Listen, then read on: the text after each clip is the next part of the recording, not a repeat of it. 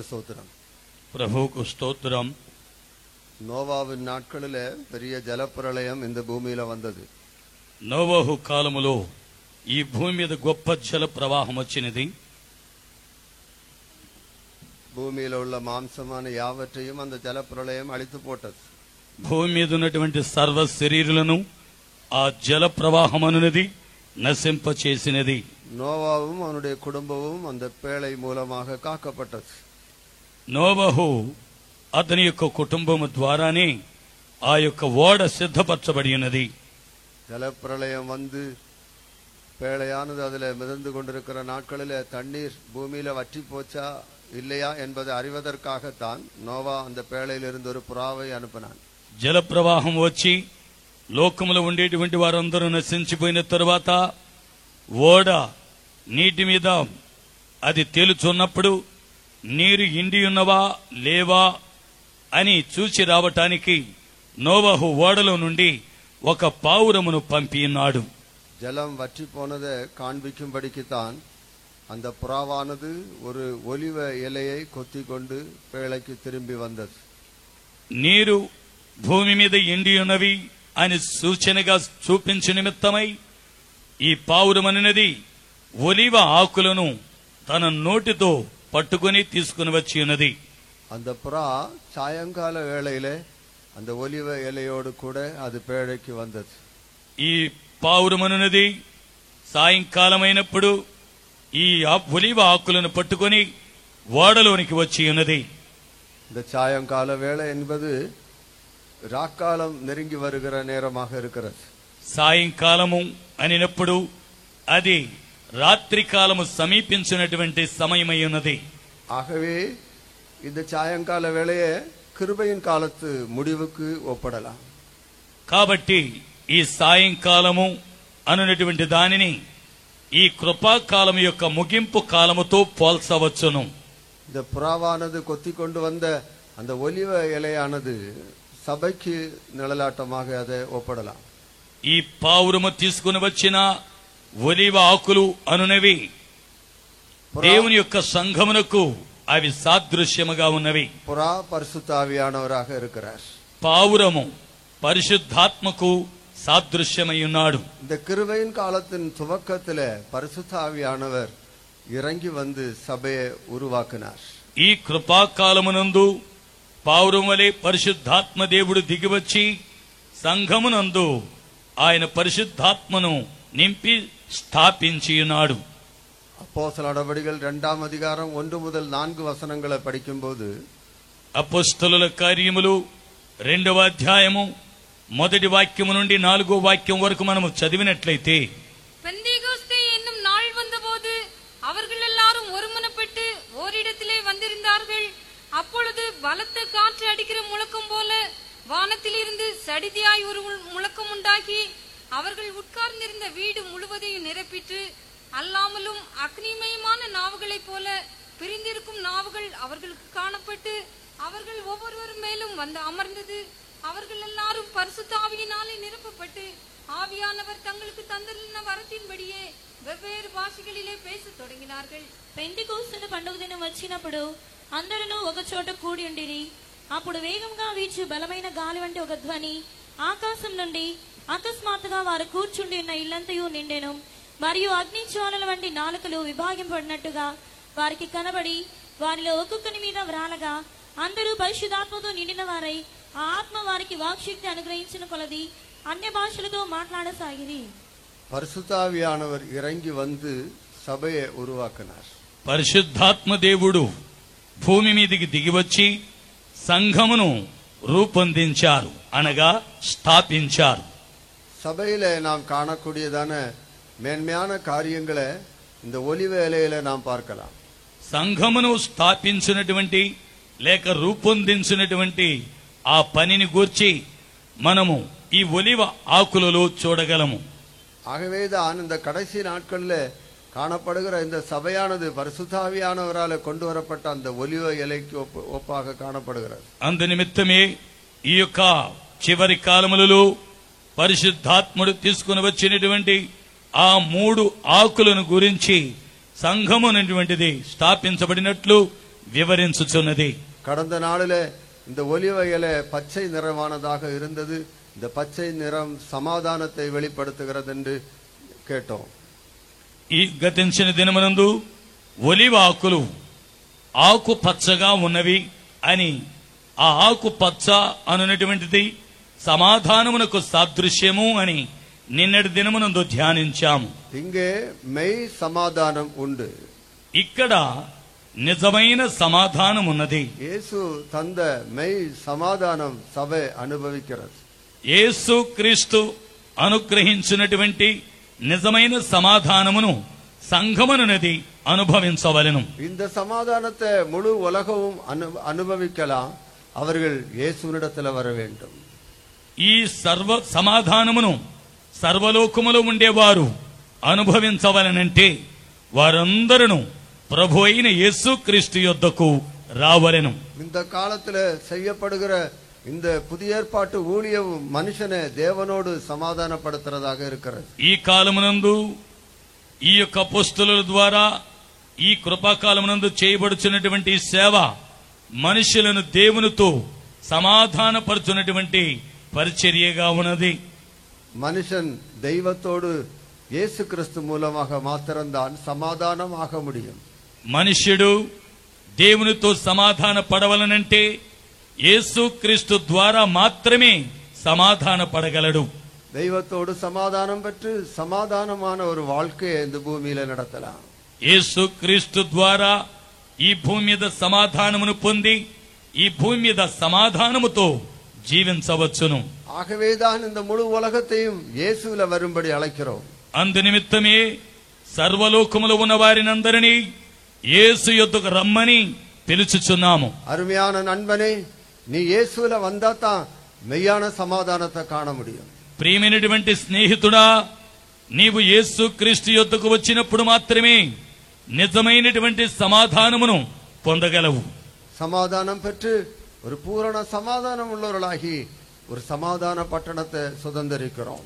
మనము సమాధానము పొందిన వారిగా మారి సంపూర్ణమైనటువంటి సమాధానము గలవారిగా ఆ యొక్క పూర్ణమైనటువంటి పట్టణమును స్వతంత్రించుకొనగలము. ஆகவே சமாதானத்தினுடைய ஆழமான கட்டங்களுக்கு கடந்து வர வேண்டும். కాబట్టి ఈ సమాధానమునకు చెందిన ఆ నియమములలోనికి మనము రావలసి ఉన్నాము. கர்த்தருக்கு மகிமை உண்டாகட்டும். ప్రభువుకు మహిమ కలుగునుగాక. இந்த ஒலிவ இலையில இன்னொன்றை காணுகிறோம்.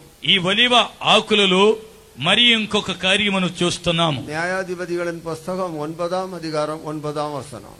న్యాయాధిపతుల గ్రంథము 9వ అధ్యాయము 9వ వాక్యము. அதற்கு ஒலிவ மரம், தேவர்களும் மனுஷரும் புகழுகிற என்னிலுள்ள என் கொழுமையை நான் விட்டு மரங்களை அரசாள போவேனோ என்றது. మమ్మను ఏలుమని ఒలివ చెట్టు నడగగా ఒలివ చెట్టు దేవునిని మానవులను దేని వల్ల నల్లు సన్మానించుదురో ఆ నా తైలము నీయక మాని చెట్ల మీద రాజునై ఉండి ఇటు అటు ఊగుటకు నేను వచ్చేదనా అని వాటితో అనెను. அதுல கொழுமை இருக்கிறதாக படிக்கிறோம். అందులో మధురమున్నట్లు చూస్తున్నాము. கர்த்தருக்கு ஸ்தோத்திரம். ప్రభువుకు స్తోత్రం. மெய்யான சபையிலே சத்தியத்தினுடைய ஒரு கொழுமையை பார்க்கலாம். నిజమైనటువంటి సంఘములో ఒక మాధుర్యమును చూడవచ్చు. கர்த்தருக்கு ஸ்தோத்திரம். ప్రభువుకు స్తోత్రం. ஆழமான சத்தியங்களுடைய ஒரு கொழுமையை சபையில நாம் பார்க்கலாம். లోతైనటువంటి మాధుర్యమును సంఘములో మనం చూడగలము. கர்த்தருக்கு ஸ்தோத்திரம். ప్రభువుకు స్తోత్రం. கடைசி நாட்களிலே நல்ல சத்தியங்களை அப்போஸ்தலர்கள் மூலமாக தேவன் வெளிப்படுத்தி தருகிறார். ఈ యొక్క నిజమైనటువంటి లోతైన సత్యములను అపోస్తలుల ద్వారా సంఘమునకు బయలుపరచుచున్నాడు. இந்த ஒலிவ இலையில அப்போஸ்தலர்களை, இந்த ஒலிவ மரத்தில் அப்போஸ்தலர்களையும் கூட பார்க்கிறோம். ఈ యొక్క ఒలివ ఆకులలో మనం చూస్తే అపోస్తలులను కూడా చూస్తున్నాము. 1 ராஜாக்கள் 6ஆம் அதிகாரம் 23ஆம் వచనం. మొదటి రాజుల గ్రంథం 6వ అధ్యాయము 23వ వాక్యము. ఏ భాగమును విడవకుండా మందిరమంతయు బంగారముతో పొదిగించెను, గర్భాలయమునొద్దనున్న బలిపీఠమంతటిని బంగారముతో పొదిగించెను. சந்நிதி ஸ்தானத்தில் ஒலிவ மரங்களால் 2 கேருபீன்களை செய்து வைத்தான். ஒவ்வொன்றுக்கும் 10 முழ உயரமாய் இருந்தது. మరియు అతడు గర్భాలయమందు 10 మూరల ఎత్తుగల రెండు కెరూబులను ఒలీవ కర్రతో చేయించెను. சாலமன் செய்த தேவனுடைய ஆலயத்திலே ஒலிவ மரத்தினாலே 2 కేరుబీన్களை செய்து வைத்தான் என்று படிக்கிறோம். ఈ యొక్క సొలొమోను చేసినటువంటి బలిపీఠములు 2 కెరూబులను చేసి ఉంచినట్లు మనము చదివి ఉన్నాము. இந்த సభையிலே தேவன் அப்போஸ்தலர்களை முதலாவதாக வைத்தார். ఈ యొక్క సంఘమునందు మొట్టమొదటిగా దేవుడు అపోస్తలులను నియమించి ఉన్నాడు. కేరుబీన్கள் அப்போஸ்தலர்களை வெளிப்படுத்துகிறது. కెరూబులు అపోస్తలులను బయలుపరచుచున్నవి. అவைகளுடைய ஒவ்வொரு சட்டைகள் பின்னாலே சுவர்ல சாய்ந்திருந்தன. వారి యొక్క రెక్కలనున్నవి వెనుక ఒకదానికొకటి తాకి ఉండెను. 2 சட்டைகள் மேல விரித்து ஒன்றோடொன்று தொட்டு கொண்டிருந்தன. 2 రెక్కలైతే చాపబడినవై గోడకు తగిలినట్లును, 2 రెక్కలైతే చాపబడినవై ఒకదానికొకటి పైన తాకినట్లు ఉండెను. ఇది అపోస్తలుల ఐక్యతయు ఒరుమనదయు కాటుகிறது. ఇవి అపోస్తలుల యొక్క ఏక మనస్సును ఐక్యతను చూపుచున్నవి. சட்டைகள் ஒன்றோடொன்று தொட்டுக்கொண்டு காணப்பட்டன. ఈ రెక్కలు ఒకదానితో ఒకటి అంటుకొని కనబడుచుండెను. சபையிலே ஆண்டவர் இயேசு கிறிஸ்து மூளைக்கல்லாகவும் அப்போஸ்தல தீர்க்கதரிசிகள் அவருடைய அஸ்திவாரமாகவும் காணப்படுகிறார்கள். ఈ యొక్క సంఘమునందు ప్రభు అయినటువంటి యేసు క్రీస్తు మూలరాయిగాను మరియు అపోస్తలులు ప్రవక్తలను దానికి పునాదిరాలుగా కనబడుతున్నారు. విశ్వాసిகள் జీవముள்ள కర్కలాగ சேர்த்து కట్టబడుகிறார்கள். విశ్వాసులైతే జీవము గల రాళ్లుగా చేర్చి కట్టబడుచున్నారు. ఇది సభలో இருக்கிற ஒரு மெய்யான సమాధానం என்று சொல்லலாம். ఇది సంఘమునందు ఉండేటువంటి నిజమైనటువంటి సమాధానము అని చెప్పవచ్చు. எங்கே அப்போஸ்தலர்கள் உண்டோ அங்கே ஆவிக்குரிய సత్యங்களின் కొలుமையும் உண்டு. ఎక్కడైతే అపోస్తలులు ఉన్నారో అక్కడ సత్యములు లోతైనటువంటి మాధుర్యములు ఉంటాయి. సభలో மெய்யான సభలో ఆవికుரிய ஒரு కొలుமை இருக்கிறது. నిజమైనటువంటి సంఘములో ఆత్మీయమైన మాధుర్యం ఉంటుంది. அல்லது ஆழமான సత్యங்கள் நல்ல సత్యங்கள் அங்கே இருக்கிறது. లేదంటే లోతైనటువంటి సత్యములు వారిలో ఉన్నవి. இது பரிசுத்த ஆவியானவரால் வெளிப்படுத்த సత్యங்கள். ఇవి పరిశుద్ధాత్మ దేవుని వలన బయలుపరచబడినటువంటి సత్యములు. முற்காலத்தில் இது మనుపుత్రருக்கு வெளிப்படுத்தப்படவில்லை. మునుపటి కాలములలో ఇవి మనుష్య మాత్రులకు ఎవరికిని బయలుపరచబడలేదు. இந்த கடைசி நாட்களிலே அப்போஸ்தலர்கள் மூலமாக சபைக்கு வெளிப்படுத்தப்படுகிற సత్యங்கள். ఇవి ఈ అంత్యకాలములో సంఘానికి అపోస్తలుల ద్వారా బయలుపరచబడినటువంటి సత్యములై ఉన్నవి. ఎబేసియర్ 3వ అధికారం 6వ వచనத்தில் படிக்கும்போது ఎఫెసీయులకు వ్రాసిన పత్రిక 3వ అధ్యాయము 6వ వాక్యములు చదివితే இந்த ரகசியம் இப்பொழுது அவருடைய பரிசுத்த அப்போஸ்தலருக்கும் தீர்க்கதரிசிகளுக்கும் ஆவியானவராலே வெளிப்படுத்தப்பட்டிருக்கிறது போல முற்காலங்களில் மனுபுத்திரருக்கு அறிவிக்கப்படவில்லை. ఈ మర్మం ఇప్పుడు ఆత్మమూలముగా దేవుని పరిశుద్ధులకు అపోస్తలులకును ప్రవక్తలకును బయలుపరచబడి ఉన్నట్టుగా పూర్వకాలములందు మనుషులకు తెలియపరచబడలేదు.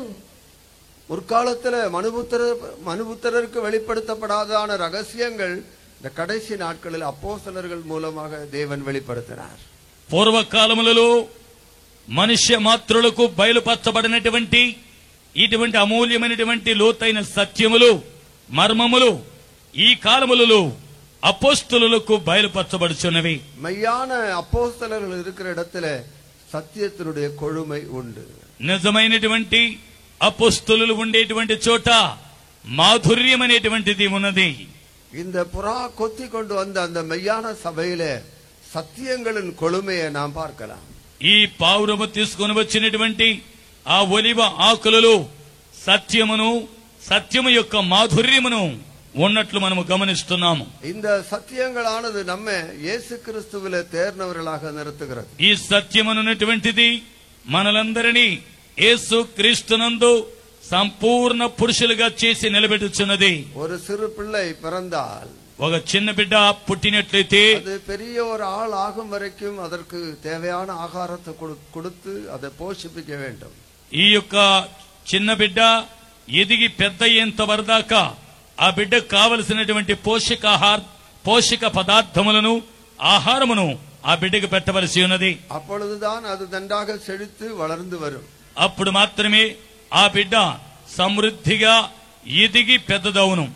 சகோதரர்கள் 24 வயது மட்டும், சகோதரிகள் 21 வயது மட்டும் வளருகிறார்களா?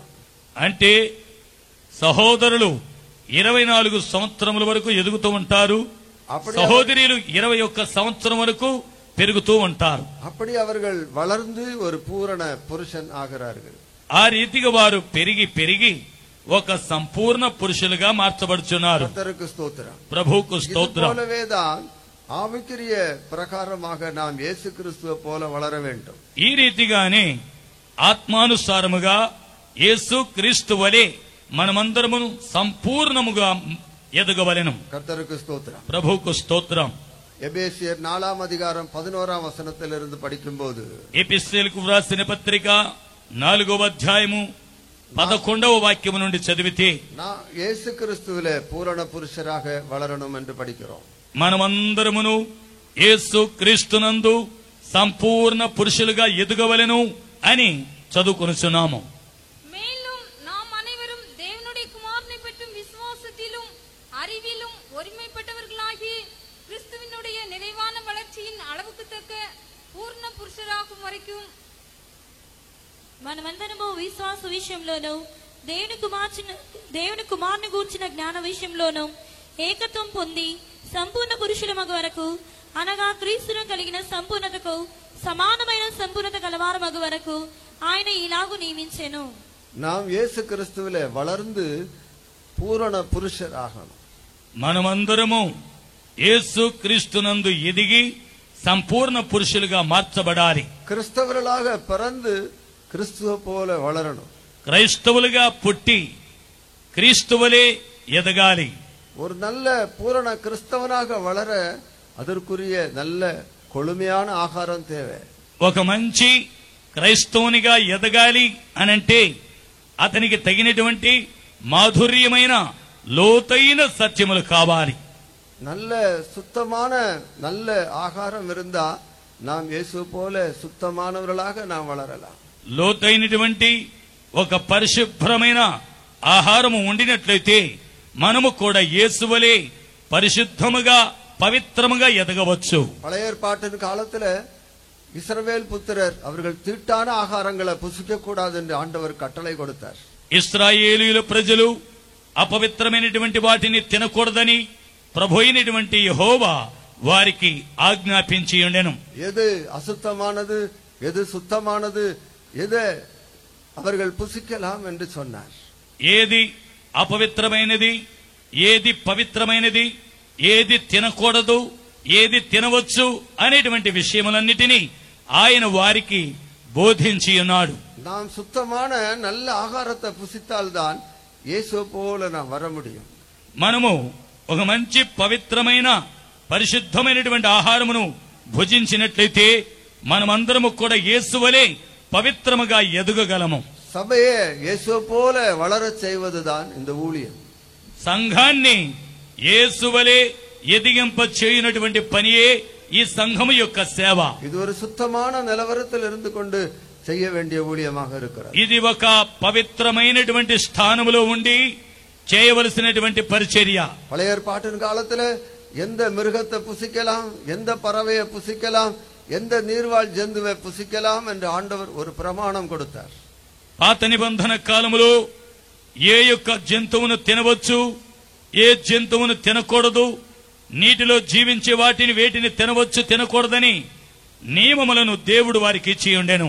தேவனுடைய ஜனங்கள் தீட்டற்ற நல்ல ஆகாரத்தை புசிக்க வேண்டும் என்று அவர்களுக்கு சொல்லப்பட்டது.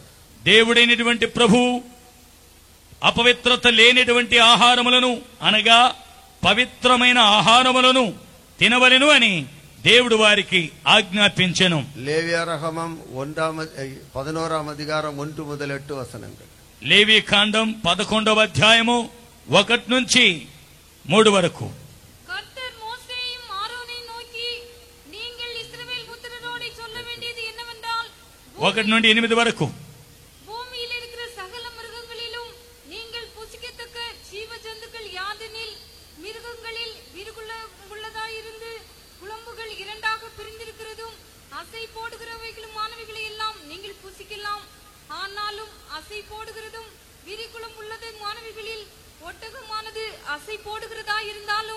அதற்கு விரிகுளம்பு இல்லாதிருக்கிறபடியால் அது உங்களுக்கு அசுத்தமாயிருக்கும்.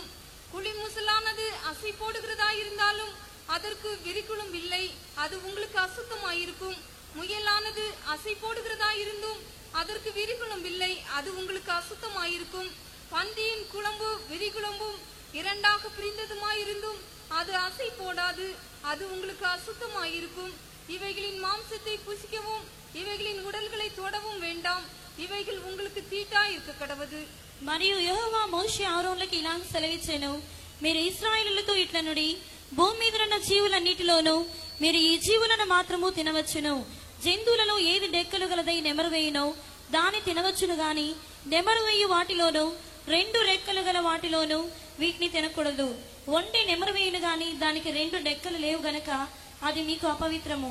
పొట్టి కుందేలు నెమరు వేయును గాని దానికి రెండు డెక్కలు లేవు గనక అది మీకు అపవిత్రము. కుందేలు నెమరు వేయును గాని దానికి రెండు డెక్కలు లేవు గనక అది మీకు అపవిత్రము. పంది విడిగా నుండి రెండు రెక్కలు గదిగా కానీ అది నెమరు వేయును గనక అది మీకు అపవిత్రము. వాటి మాంసమును మీరు తినకూడదు, వాటి కళేబరలను ముట్టకూడదు, అవి మీకు అపవిత్రములు. கர்த்தருக்கு ஸ்தோத்திரம். பிரபுக்கு ஸ்தோத்திரம். இஸ்ரவேலர்கள் எதை புசிக்கலாம் எதை புசிக்க கூடாது என்று இங்க சொல்லப்பட்டிருக்கிறது. ఇశ్రాయేలీలు ఏది భుజించవలను ఏది భుజించకూడదని వారికి బోధించెను.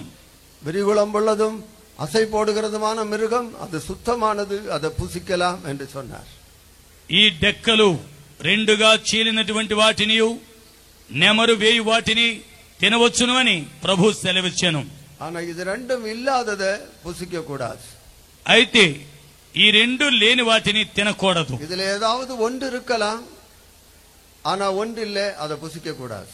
ఈ రెండిటిలో ఏదైనా ఒకటి ఉండి ఒకటి లేకుండా పోతే వాటిని తినకూడదు. ஆண்டவர் சுத்தமான மிருகத்தையும் அசுத்தமான மிருகத்தையும் பிரித்து கொடுத்தார்.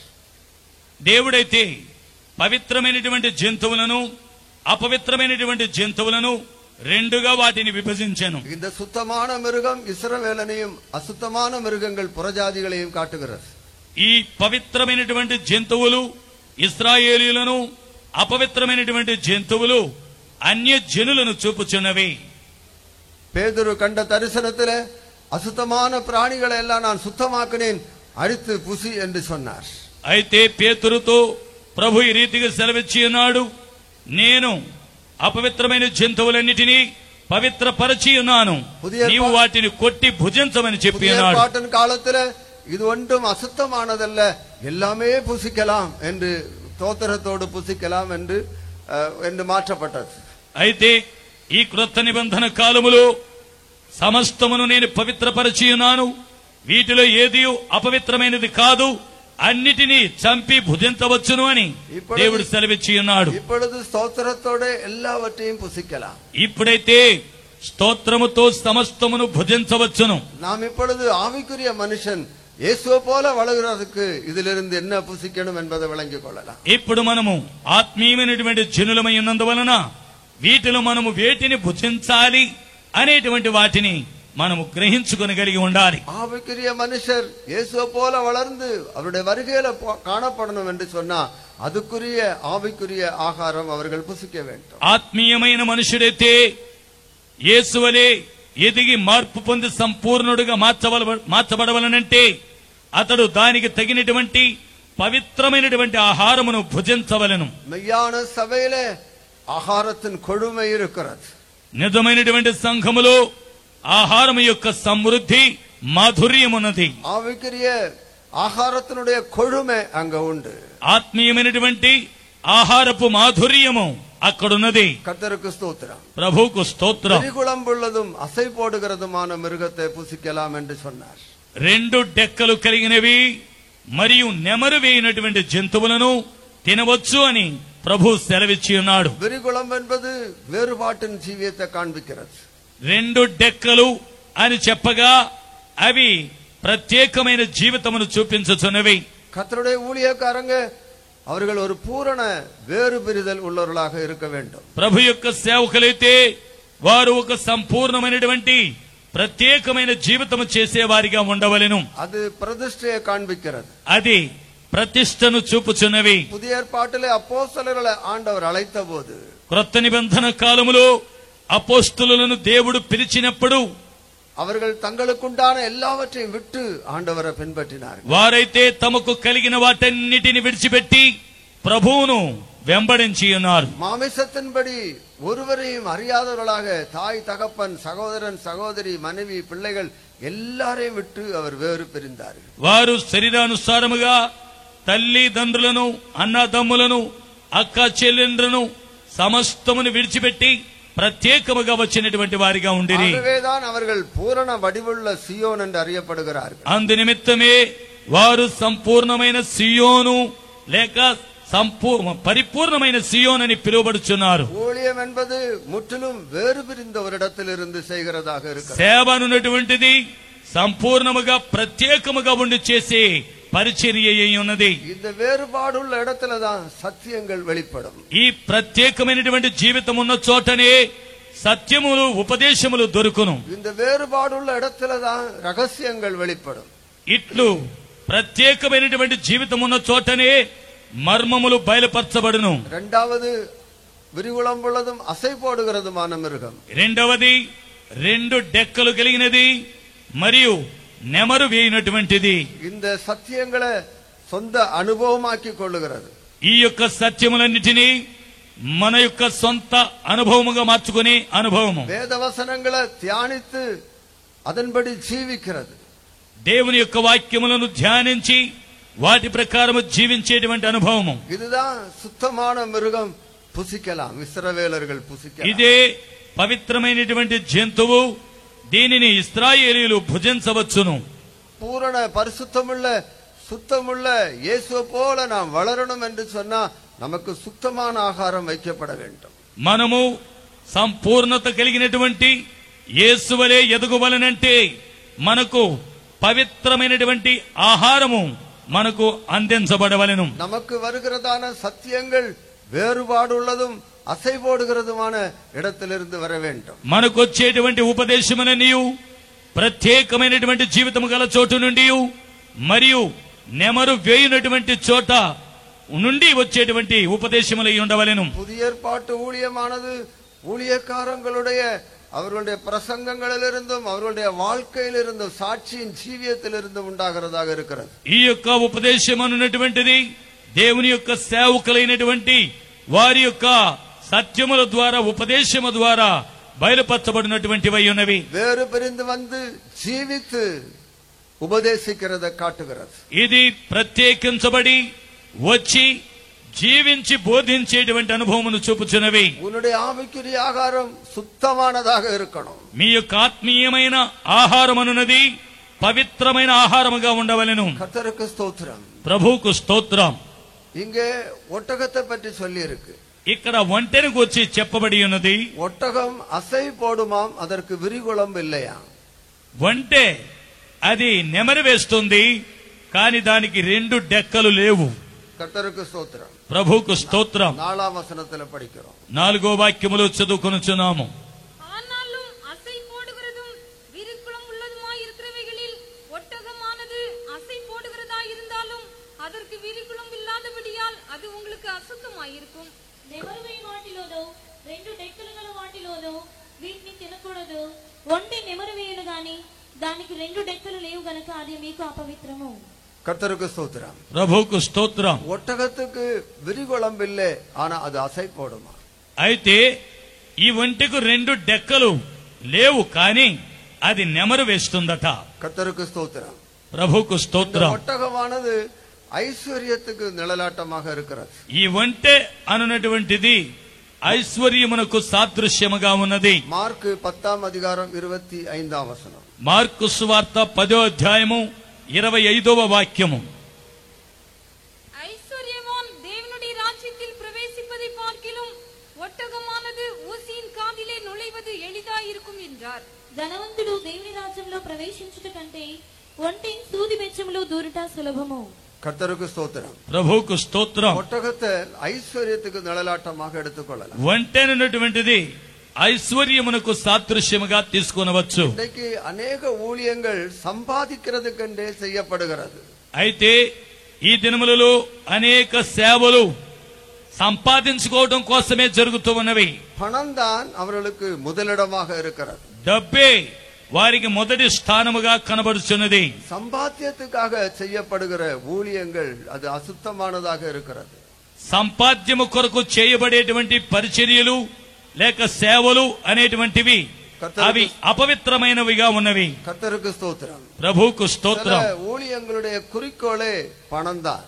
కొన్ని సేవల యొక్క గురి డబ్బును సంపాదించడం మాత్రమే. రెండు యజమానుకు ஊழியம் செய்யக்கூடாது. ఇద్దరు యజమానులకు ఎవడునూ సేవ పరిచర్య చేయలేడు. అవలక్షణமான ఆదాయத்திற்காக మందే మేయకూడదు. దుర్లాభము కొరకై మందను మేపకూడదు. ఇంగే இந்த ஒட்டகம் அசை போடுகிறது. అయితే ఇక్కడ ఒంటెనున్నటువంటిది నెమరు వేయుచున్నది. ஒருவேளை அதுக்கு జీవియం இருக்கக்கூடும். ఒకవేళ దానికి జీవితం ఉంటే ఉండవచ్చు. ஆனா அதற்கு விரிகுளம் இல்லை. అయితే దానికి రెండు డెక్కలు లేవు. அது தன் தகப்பனை விடல, தாயை விடல, சகோதர சகோதரிகளை விடல, மனைவி பிள்ளைகளை எல்லாம் விடல. అది తల్లిని విడవలేదు, తండ్రిని విడవలేదు, మరి తన భార్యను పిల్లలను కూడా విడవలేదు. ஒன்று இருக்கிறது, ஒன்றில்லை.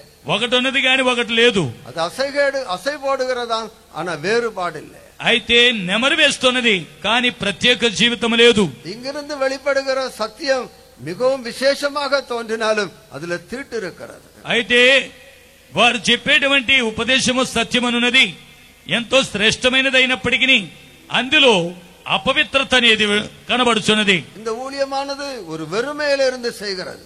ఈ యొక్క సేవ అన్నటువంటిది శూన్యములో చేయుచున్నది. కర్తరాగియ యేసు క్రీస్తు இந்த ஊழியத்தை செய்யும்படிக்கு இந்த பூமிకి இறங்கி வந்தபோது ప్రభు అయినటువంటి యేసు క్రీస్తు ఈ పరిచర్యను చేయ నిమిత్తమై ఈ భూమికి దిగి వచ్చినప్పుడు அவர் தம்மை தாமே வெறுமையாக்கினார் என்று படிக்கிறோம். ఆయన తన్ను తానే రిక్తునిగా చేసుకొనెను అని చదువుచున్నాం. పరలోకத்திலே அவருக்கு எல்லா ఐశ్వర్యங்களும் இருந்தது.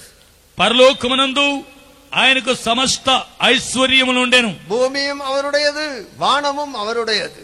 భూమియు ఆకాశము ఆయనవే.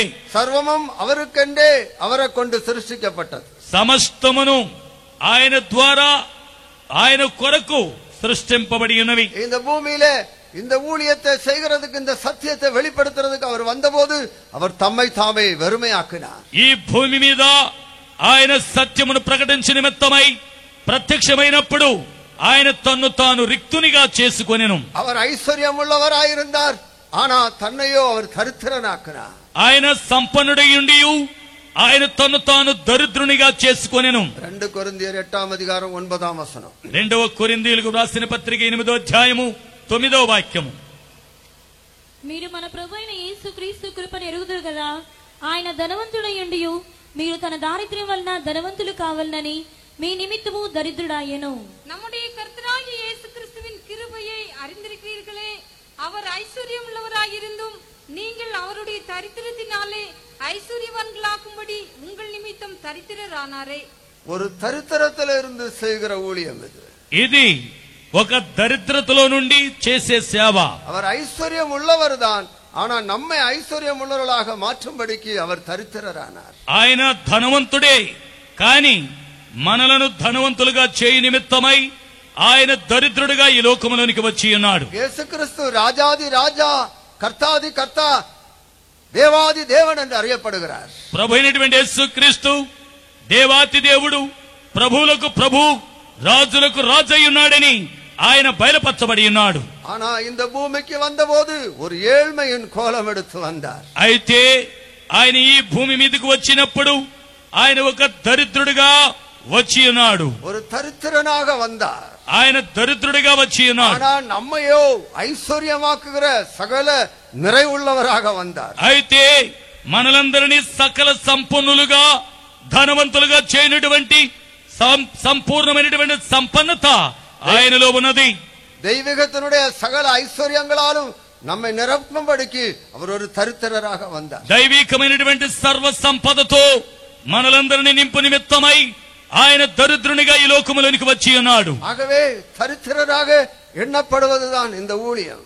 కాబట్టి ఈ పరిచర్య అనున్నది దరిద్రముగా ఉండి దారిద్ర్యముగా ఎంచబడినటువంటిది. యేసు క్రీస్తు இந்த அவருடைய சீஷர்களை பார்த்து சொன்னார், தரித்திரராகிய நீங்கள் பாக்கியவான்கள். అందు నిమిత్తమే ప్రభు అయినటువంటి యేసుక్రీస్తు ఆయన శిష్యులైన అపోస్తలులను చూచి దరిద్రులైనటువంటి మీరు అనగా బీదలైన మీరు ధన్యులు, పరలోక రాజ్యము మీదే అని అన్నాడు. அவர்கள் தங்களுக்கு உண்டான எல்லாவற்றையும் விட்டு வந்ததனாலே அவர்கள் தரித்திரர் என்று அறியப்பட்டார்கள். వారు తమకు కలిగినటువంటి వాటన్నిటిని విడిచిపెట్టి వచ్చినందువలననే వారు దరిద్రులుగా ఎంచబడి ఉన్నారు. శిష్యులను பார்த்து சொன்னார், தரித்திரராகிய நீங்கள் பாக்கியவான்கள். అందు నిమిత్తమే తన శిష్యులను చూచి ప్రభు అయినటువంటి యేసుక్రీస్తు రీతిగా చెప్పి ఉన్నారు, బీదలైన మీరు ధన్యులు, పరలోక రాజ్యము మీదని అన్నాడు. ஆகவேதான் அவருடைய சீஷர்கள் அவர்கள் தரித்திரர்கள், ஒன்றுமில்லாதவர்கள்.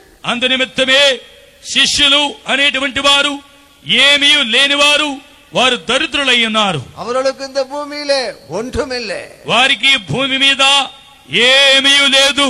ஆனா இப்படிப்பட்ட ஊழியத்தை நீங்க అపూర్వமாகத்தான் பார்க்க முடியும். అయితే ఇటువంటి పరిచర్యలను ఈ భూమి మీద మీరు ఎక్కడో ఒక చోట చూస్తారు. அந்த ஒட்டகத்தை புசிக்க கூடாது, அது ஏதோ జీవిக்கிறது, ఆనా அதற்கு వేరుபாடு இல்லை. ఈ యొక్క ఒంటెను మీరు చూడకూడదు, ఎందుకంటే అదేదో జీవిస్తుంది, ప్రాణి జీవిస్తుంది, కానీ దానికి ఒక ప్రత్యేకమైన జీవితం లేదు. అది వేరు బరియల్లే, తన దరిద్రనాకల్లే, అది ప్రత్యేకముగా ఉండలేదు, తన్ను దారిద్ర్యముగా చేసుకోనలేదు. అది మిகவும் ఐశ్వర్యం உள்ளதாய் தன்னை மாற்றிக் கொண்டிருக்கிறது. అది అధికమైనటువంటి సంపద కలిగినదిగా లేక ఐశ్వర్యం కలిగినదిగా తను మార్చుకొనుచున్నది. சிலர் இந்த ஊழியம் என்பதை సంపాద్యமாக மாற்றிக் கொண்டிருக்கிறார். కొంతమంది ఈ సేవ అనేటువంటి దానిని డబ్బులు సంపాదించుకోవటమే చేసుకోవటం కొరకే ఈ సేవ చేస్తున్నారు. அப்படிப்பட்ட உபதேசங்களிலிருந்து நாம் ஒரு சுத்தமான இயேசுவை போல வளர முடியாது. అటువంటి ఉపదేశముల ద్వారా మనము పవిత్రమైనటువంటి యేసు వలె ఎదుగలేము. ஐஸ்வர்யத்தை குறிக்கோளாக வைத்து செய்கிற ஊழியத்திலே தீட்டு இருக்கிறது. ఐశ్వర్యాన్ని తమ యొక్క దృష్టిగా ఉంచుకొని తమ గురిగా ఉంచుకొని చేసేటువంటి పరిచర్యలో అపవిత్రత ఉన్నది. அங்க ஐஸ்வர்யத்தினுடைய செழிப்பு இருக்கிறது, ஆனா సత్యத்தினுடைய కొళుமை அங்க இருக்க முடியாது. అక్కడైతే ఐశ్వర్యము యొక్క సంపన్నత ఉన్నది గాని సత్యము యొక్క సమృద్ధియు మరియు మాధుర్యము అక్కడ లేదు. தங்களை தரித்திரராக்கிக் கொண்டு ஜீவிக்கிற இடத்துல சத்தியங்கள் இருக்கிறது, அதுல தீட்டு இல்லை. அது நம்ம இயேசுவுக்கு நேராக, இயேசுனுடைய நிறைவுக்கு வளர்த்தக்கூடியதாக இருக்கிறது. తమను దరిద్రులుగా మార్చుకొని వారు ఉండినటువంటి వారిలో పవిత్రత ఉన్నది. అది మిమ్మలను యేసు వలె పవిత్రముగా మార్చి యేసు ఎదుట నిలబెట్టినటువంటిదై ఉన్నది. கர்த்தருக்கு ஸ்தோத்திரம். ప్రభువుకు స్తోత్రం. மனுஷீகம் என்பது ஐஸ்வர்யத்தையும் கௌரவத்தையும் கனத்தையும் மேன்மையையும் தான் பார்க்கும்.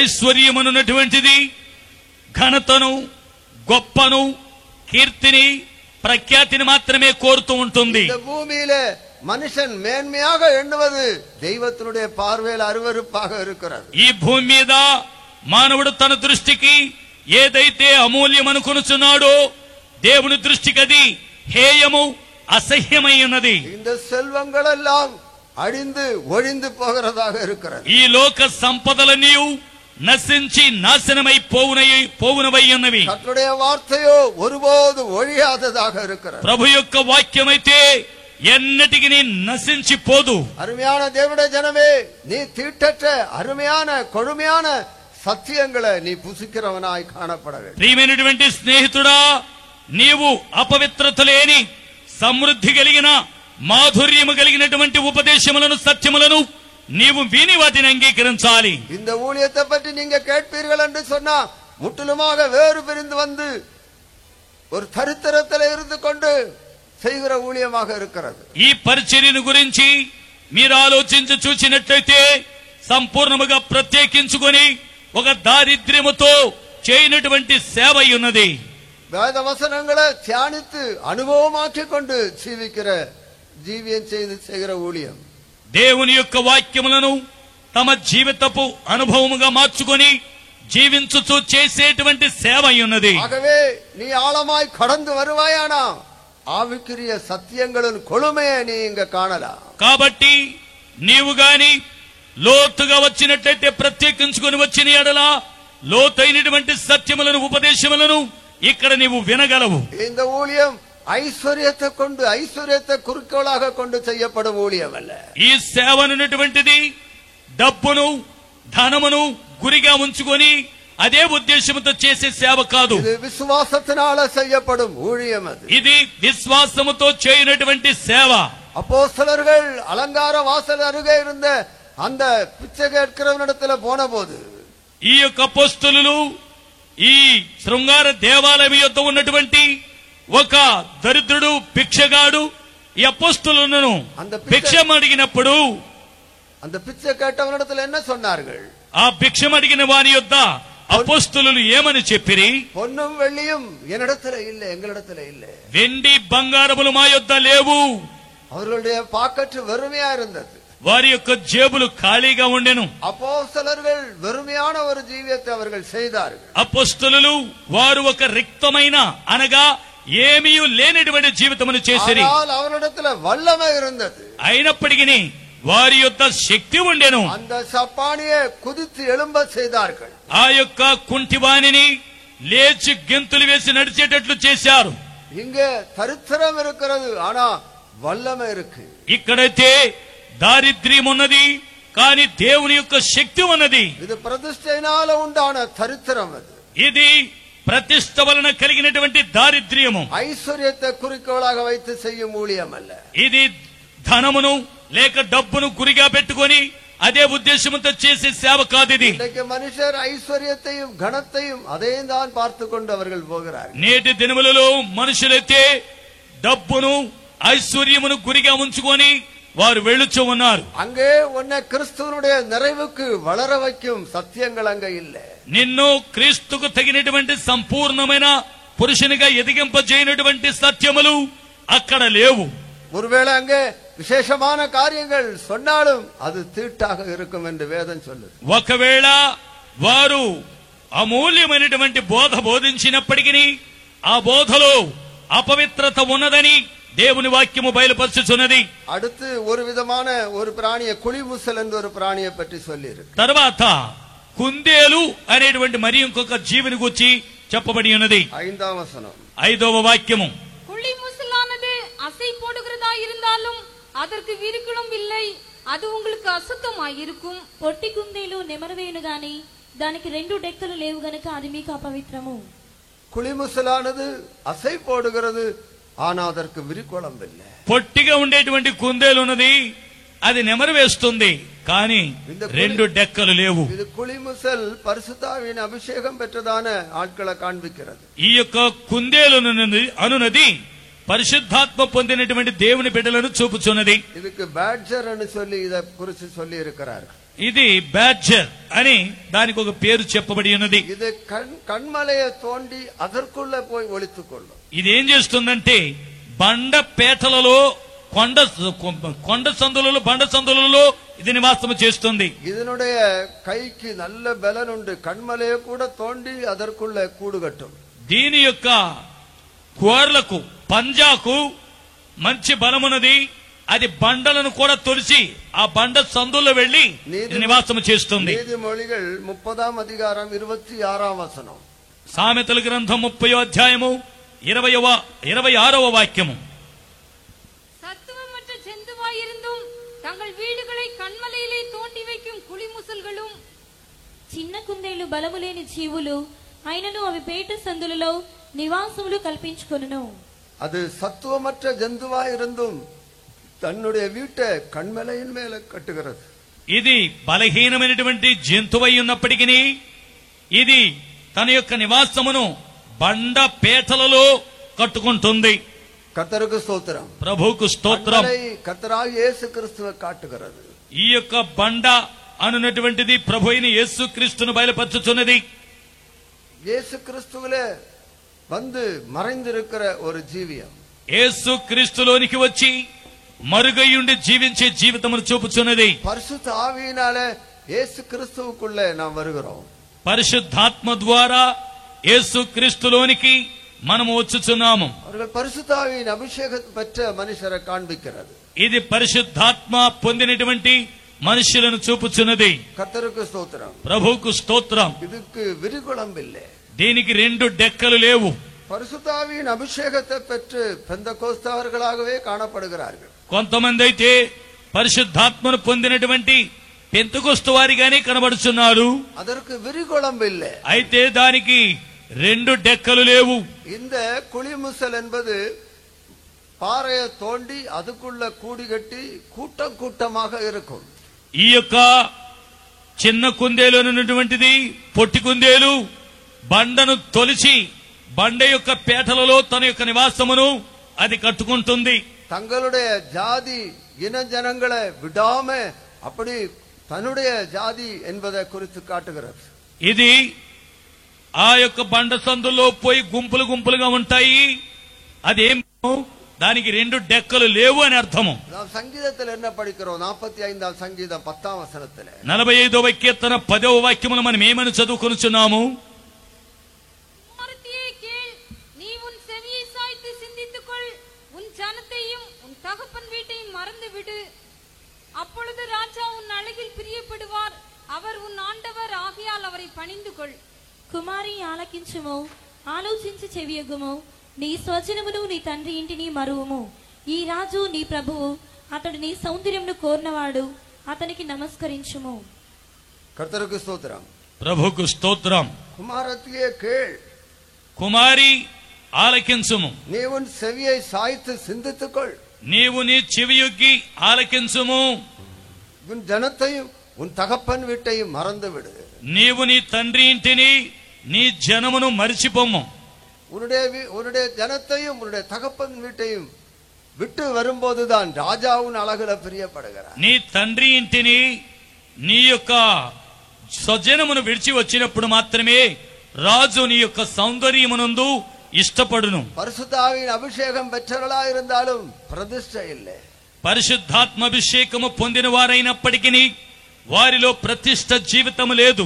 நான் என் மனைவி, என் பிள்ளைகள், என் சொந்தம், என் பந்தம், என் ஜாதி என்று சொல்லுகிற மனுஷர், నా బిడ్డలు, నా భార్య, నా యొక్క కుటుంబము, నా యొక్క కులము వారు, నా బంధువులు, నా యొక్క ఇంటి వారు అనేటువంటి ఆ యొక్క బంధాన్ని విడిచిపెట్టరు. அப்படிப்பட்ட அந்த மிருகத்தை நீ புசிக்க கூடாது.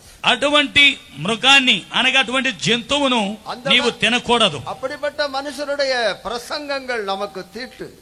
అటువంటి మనుషుల యొక్క ప్రసంగాలు మనలను అపవిత్రపరుస్తాయి. கர்த்தருக்கு ஸ்தோத்திரம். ప్రభువుకు స్తోత్రం. நம்ம இயேசு கிறிஸ்துவுடைய நிறைவான வளர்ச்சிக்கு கொண்டு வர முடியாது. అవన్నీ ఆ ఉపదేశముల సత్యములు మనలను యేసుక్రీస్తు యొక్క సంపూర్ణమైన ఎదుగుదలకు మనలను తీసుకుని రాలేవు. இந்த கிருபையின் காலத்து ஊழியமானது நம்ம இயேசுவுடைய நிறைவில கொண்டு வந்து நிறுத்துகிறதாக இருக்கிறது. ఈ క్రొత్త నిబంధన కాలములో ఉన్నటువంటి పరిచర్య అనునది మనలందరినీ ప్రభువైనటువంటి యేసుక్రీస్తులో కలిగిన సంపూర్ణమైనటువంటి సంపూర్ణతకు తీసుకుని వచ్చినవిగా ఉన్నవి. ஆகவே அருமையான சகோதரனே, சகோதரியே, நீ எங்கேயோ இருந்து அதுல திருப்தியா இருந்தால் போதாது. కాబట్టి ప్రియమైనటువంటి సహోదరుడా, సహోదరి, నీవు ఎక్కడో ఉండి అక్కడతోనే నీవు సంతృప్తి పొందటం అది సరికాదు. உன்னை திட்டற்ற நல்ல சத்தியங்களை போதித்து இயேசு கிறிஸ்துவில வளர்த்துகிற இடத்திற்கு நீ வந்து சேர வேண்டும். నీవు శ్రేష్టమైన లోతైనటువంటి సత్యములతో మంచి ఉపదేశములతో నీవు ఎదిగి ప్రభు అయినటువంటి యేసుక్రీస్తులో నీవు నిలబడి ఆయనకు సమానమైన సంపన్నత ఎదుగవలసినది నీకు అవసరమై ఉన్నది. கர்த்தருக்கு ஸ்தோத்திரம். ప్రభువుకు స్తోత్రం.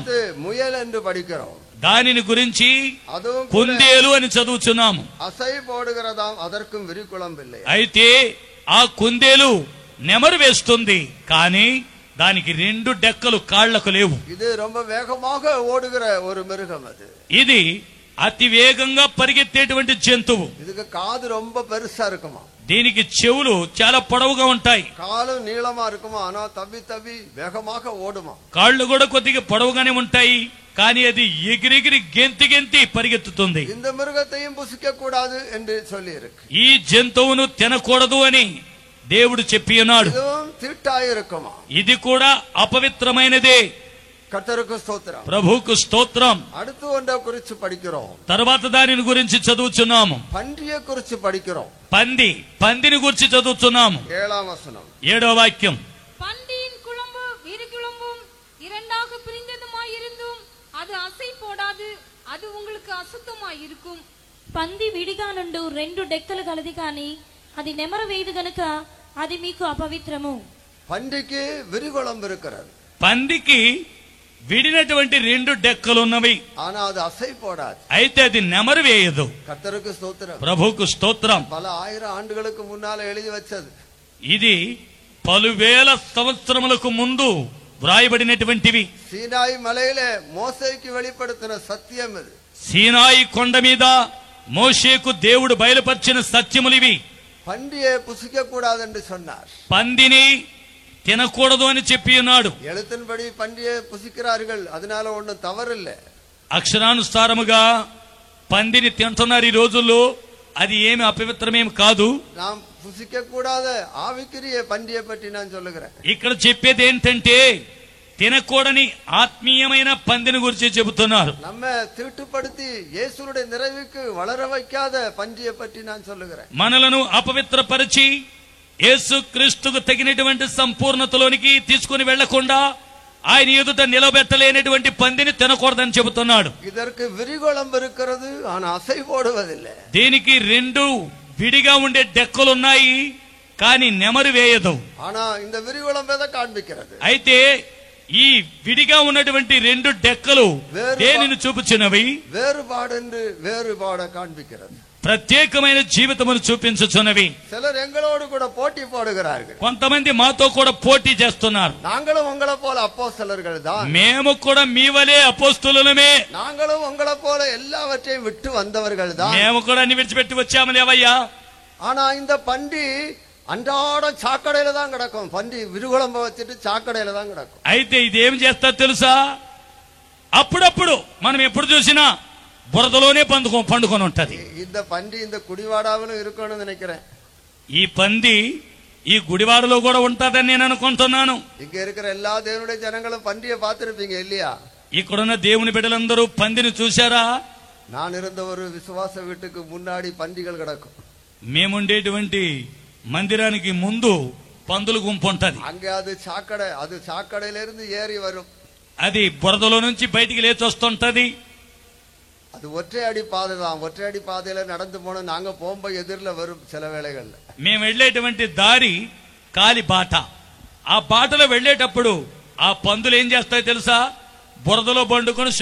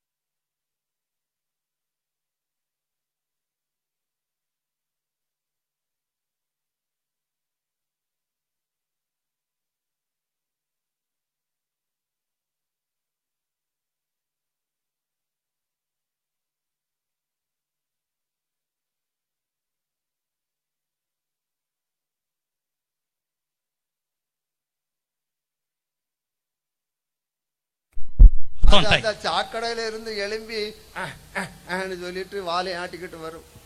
ఈ పందులు ఏం చేస్తాయంటే బురద నిండుగా పూసుకొని అవి గోండ్ర పెడుతూ అక్కడ నుండి ఇలా ఊగుతూ తోకాడించుకుంటూ వస్తాయి. கர்த்தருக்கு ஸ்தோத்திரம். ప్రభువుకు స్తోత్రం. வெள்ள துணி அதை பார்த்துட்டு ஓடுவோம், பயந்து ஓடுவோம். ఈ పందులు ఏం చేస్తాయి తెలుసా? ఈ తెల్ల బట్టలు చూడగానే బెదిరి పరుగో పరుగు. அதுக்கு சாக்கடையில கிடக்கிறதுல ரொம்ப சந்தோஷம். వాటికి బురదలో పండుకోవటమే చాలా ఇష్టం. இப்படியேதான் இந்த காலத்திலும் கூட நாங்க உங்களை போல வேறு பிரிஞ்சிருக்கிறோம். நாங்க அப்போஸ்தலர்கள் தான் எல்லாத்தையும் விட்டோம்னு சொல்லுகிறார்கள்.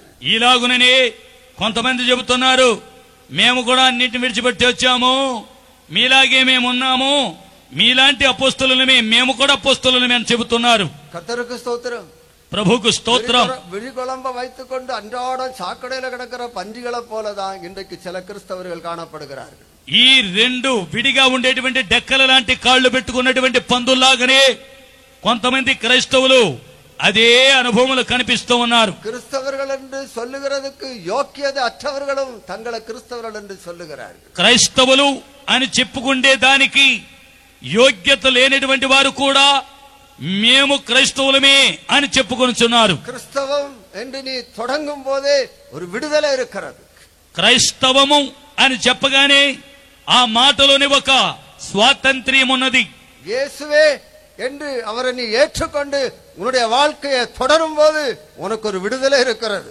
యేసు అని చెప్పి ఆయనను నీ యొక్క జీవితములో సొంత రక్షకునిగా అంగీకరించి నీవు జీవితాన్ని కొనసాగించేటప్పుడు నీ జీవితంలో ఒక స్వాతంత్ర్యం ఉన్నది. ஒரு மெய்யான கிறிஸ்தவன் ஒன்றுக்கும் அடிமைப்பட்டவன் அல்ல. ఒక నిజమైనటువంటి క్రైస్తవుడు దేనికి దాసుడు కానే కాదు. கர்த்தருக்கு ஸ்தோத்திரம். ప్రభువుకు స్తోత్రం. ஆனா நீ சொல்லுகிறாய் எனக்கு விரிகுளம்பு இருக்கு. అయితే నీవేమని చెబుతున్నావు? నాకు కూడా రెండు విడి డెక్కలున్నాయి అంటున్నావు. ஆனா நீயே சொல்லுகிறாய் நான் தான் அப்போஸ்தல அவதாரம் என்று. అయితే నీవు కూడా చెబుతున్నావు నేనే అపోస్తలుడనని. நான் ஒரு சபையில இருக்கும்போது ஒரு சத்தம் கேட்டேன் లౌడ్ స్పీకర్ல. నేను ఒక సంఘములో ఉన్నప్పుడు ఈ యొక్క వాయు తరంగముల ద్వారా ఒక శబ్దం విన్నాను. ஓ அப்போஸ்தல அவதாரமே வருக வருக என்று கூப்பிடுகிற சத்தத்தை கேட்டேன். ఓ అపోస్తలుల అవతారమా నీవు రమ్ము రమ్ము అని పిలిచినటువంటి శబ్దాన్ని విని ఉన్నాను. நான் பின்பு அதை விசாரிக்க தொடங்கினேன். నేను కొద్దిసేపు దాన్ని ఆలోచించడం మొదలుపెట్టాను. விரிகுளம்புள்ள ஒருவர் அங்க வந்தார். రెండు డెక్కలు కలిగినటువంటి ఒక ఆయన అక్కడికి వచ్చాడు. அவர் அப்போஸ்தலர்கள் என்று ஜனங்கள் அறியாம ஏற்றுக்கொண்டார்கள். ఆయన అపోస్తలులలో నుండి జనులు ఎరుగక అంగీకరించారు. அப்போஸ்தலன் சாக்கடையில கிடக்கிறவன் அல்ல. అపోస్తలులని వారు బురదలో ఉండేవారు కారు. விரிகுளம்ப வச்சுக்கொண்டு சாக்கடையில கிடக்கிறவன் அல்ல. రెండు డెక్కలు పెట్టుకొని బురదలో పండుకొని ఉండేవాడు కాడు. அவன் விடுதலை பெற்று ஒரு மேன்மையான ஜீவியத்தை அவர் எடுத்துக்காட்டான సత్యத்தின்படியான జీవియத்தை அவன் செய்ய வேண்டும். అతడు విడుదల పొంది ఒక శ్రేష్టమైనటువంటి సత్యమును గ్రహించిన వాడై ఒక అమూల్యమైనటువంటి జీవితమును చేసేవాడిగా ఉండాలి. உனக்கு விரிகுளம் இருக்கிறது என்று சொல்லுகிறாய், ஆனா சுருட்டு பிடிக்கிறாய், வீடு பிடிக்கிறாய். అయితే నీకు ప్రత్యేకమైన జీవితం ఉన్నదని చెప్పుచూ ఉన్నావు, రెండు డెక్కలు ఉన్నాయని చెబుతున్నావు, కానీ సొట్టలు త్రాగుతూ ఉన్నావు. உனக்கு விரிகுளம் இருக்கிறது என்று சொல்லுகிறாய், ஆனா நீ சாரா நல்ல డ్రింక్స్ అడిగిற. నీవు విడిగా ఉండే రెండు డెక్కలు ఉన్నాయని చెప్పుకొనుచున్నావు, కానీ నీ జీవితంలో సారాయి త్రాగుచున్నావు. நீ விரிகுளம் இருக்கிறது என்று சொல்லுகிறாய், 24 மணி நேரம் టీవీకి முன்னால உட்கார்ந்து సినిమా பார்த்து கொண்டிருக்க. నీకు రెండు డెక్కలున్నవని నీవు చెప్పుకొనుచు ఉన్నావు, కానీ 24 గంటల సేపు దూరదర్శని ముందు కూర్చొని ఉంటున్నావు. సినిమా பார்க்கிறவர்கள் சுத்தமாய் இருக்க முடியாது. చలన చిత్రములు అనగా సినిమా చూసేవారు పవిత్రముగా ఉండలేరు. టీవీ அல்லது కంప్యూటర్కు பின்னாலே இருந்து வெளிப்படுகிற సినిమా சுத்தமாக இல்லை.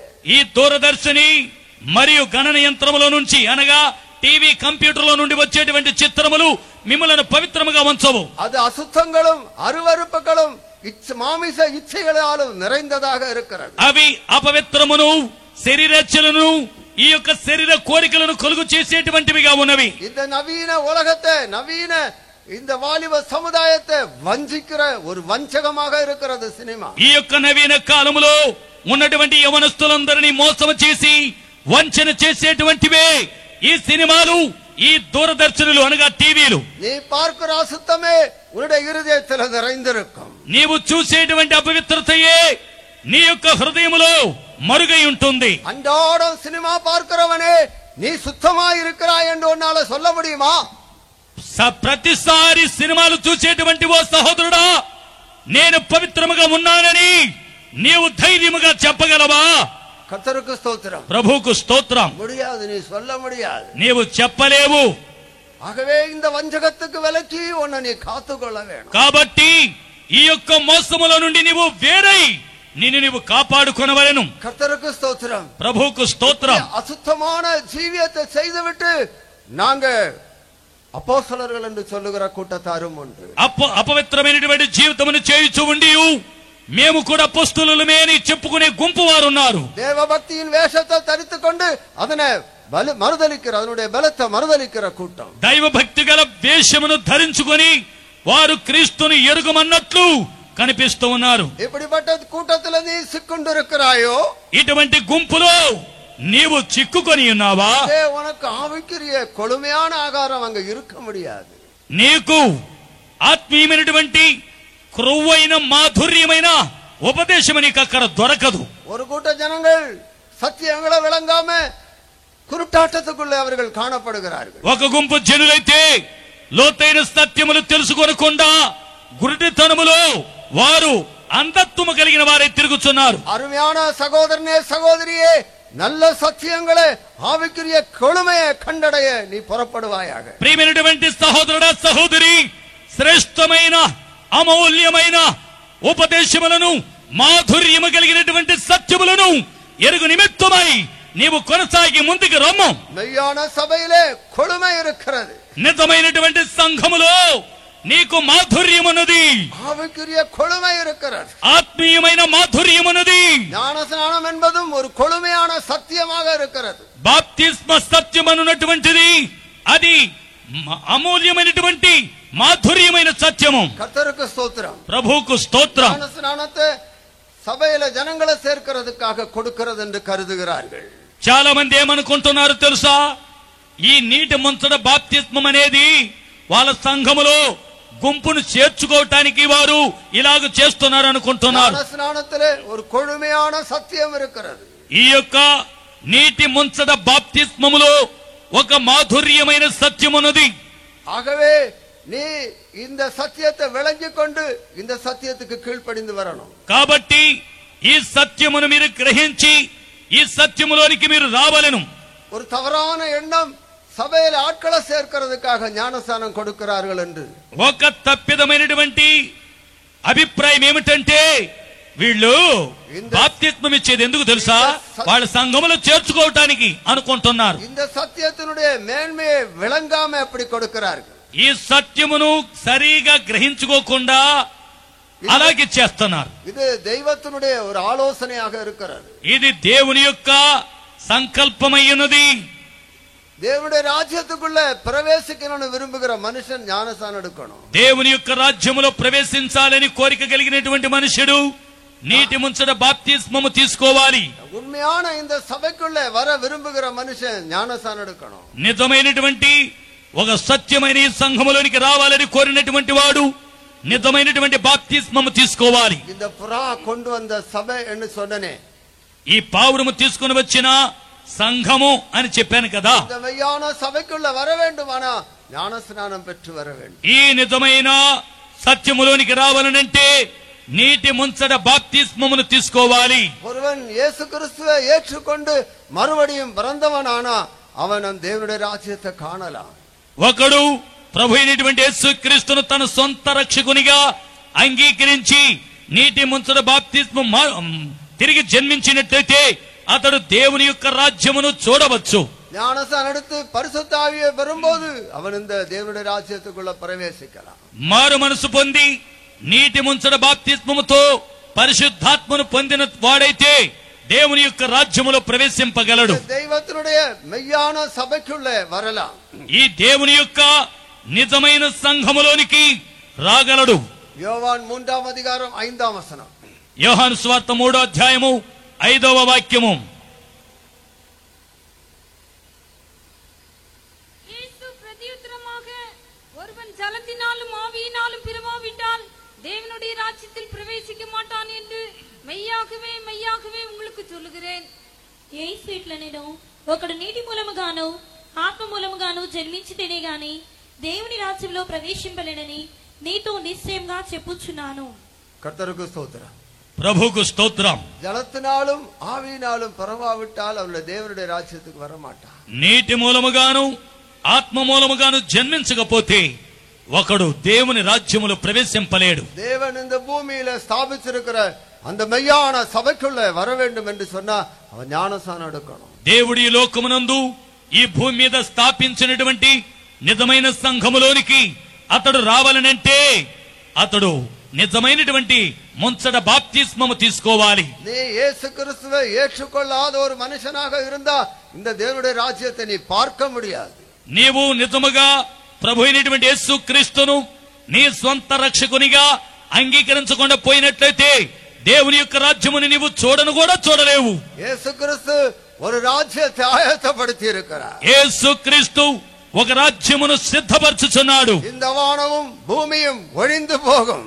ఈ ఆకాశమును భూమియు గతించిపోవును. உனக்கு இந்த ராஜ்யம் வேண்டுமோ? నీకు ఈ రాజ్యము కావాలనా? கர்த்தருக்கு ஸ்தோத்திரம். ప్రభుకు స్తోత్రం. இனி வரும் உலகங்களை குறித்து பேசுகிறோம். ఇక రాబోనటువంటి రాజ్యమును గూర్చి లోకములను గూర్చి మాట్లాడుచున్నాము. ஒரு ராஜ்யம் வருகிறது. ఒక రాజ్యము వచ్చుచున్నది. இந்த வானமும் பூமியும் ஒழிந்து போகிறது. ఈ ఆకాశము భూమియు గతించి పోవును. நீ அந்த ராஜ்யத்துல காணப்பட வேண்டும். నీవు ఆ రాజ్యములో కనబడవలెను. வரும் அந்த உலகத்துல நான் காணப்பட வேண்டும் என்று சொல்லுகிற ஜனங்க எல்லாம் ஒரு அல்லேலூயா சொல்லுங்க. రాబోనటువంటి ఆ పరలోక రాజ్యములో కనబడవలనని కోరుకునేటువంటి దేవుని జనులందరూ చేతుల పైకెత్తి ఒకసారి హల్లెలూయా చెప్పండి. హల్లెలూయా. కర్తருக்கு స్తోత్రం. ప్రభువుకు స్తోత్రం. அந்த ராஜ்யத்துல நீ பிரவேசிக்க வேண்டுமானா ఆ యొక్క రాజ్యములో నీవు ప్రవేశించవలనంటే కర్తరాగియ యేసు క్రీస్తుని విశ్వాసి. ప్రభు అయినటువంటి యేసు క్రీస్తుని నీవు విశ్వసించుము. அவர்தான் அந்த ராஜ்யத்துக்கு வழி. ఆయనే ఆ రాజ్యమునకు మార్గము. சிலர் ஏமாந்து கொண்டிருக்கிறார். కొంతమంది మోసపోచున్నారు. எல்லா మార్గங்களும் ஒரே இடத்துக்கு தான் வந்து சேருகிறது என்று சொல்லுகிறார்கள். అన్ని మార్గములు ఒకే చోటుకు వచ్చి చేరతాయని తప్పభిప్రాయపడుచు ఉన్నారు. எல்லா சாக்கடைகளும் வந்து ஒரே கடலில தான சேருகிறது என்று அவர்கள் நினைக்கிறார்கள். అయితే అన్ని మురికాలములు బురద కుంటలన్నీ వాటిలో ఉండే నీరంతా కూడా వచ్చి సముద్రములోనే కదా చేరేది అనుకుంటున్నారు. இல்ல ஒரே ஒரு మార్గం தான் உன்னை పరలోకத்துக்கு கொண்டு வரும். చూడండి, ఇటువంటి మురికాలములు కాదు, ఒకే ఒక మార్గమే నిన్ను దేవుని రాజ్యములో చేరుస్తుంది. அதுவே இயேசு என்னும் మార్గం. అదే యేసు అనేటువంటి మార్గం. இரவும் பகலும் எங்களுடைய கூப்பிடுதல் இயேசுவாக இருக்கிறது.